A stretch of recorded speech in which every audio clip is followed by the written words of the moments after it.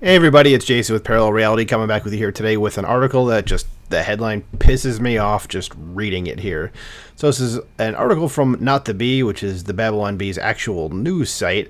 It's dated July 26th, and again, just reading this headline is going to piss me off, but probably going to piss you off too. So here it goes. We're all in this together. It says Biden's Pentagon refuses to pay for remains of fallen 13 Marine killed in Kabul to be shipped to final resting place in Arlington, costing the family $60,000.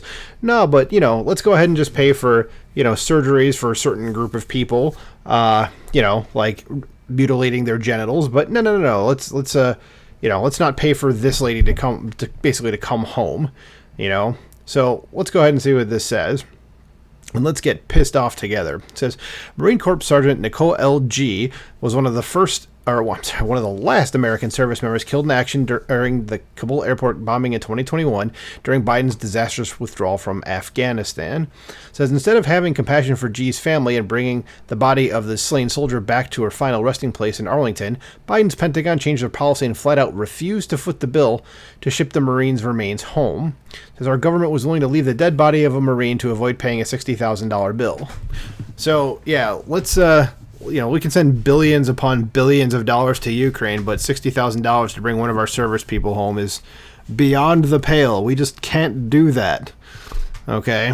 I mean, it's like your parents running around town throwing money everywhere and everything, spending millions of dollars, and then you're like, hey, can I have a banana? And they're just like, no, we just can't do that. No, you can't.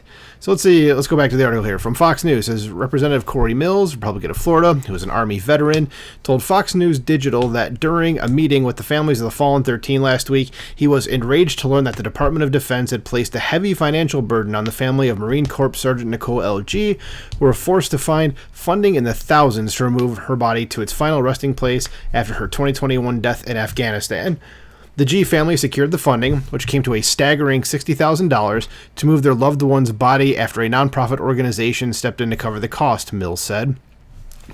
The Pentagon footed the bill to get the body back to her hometown in California for the initial funeral, but made the family pay $60,000 to have G's remains moved to Arlington National Cemetery for her final burial. Again, this is just absolutely infuriating.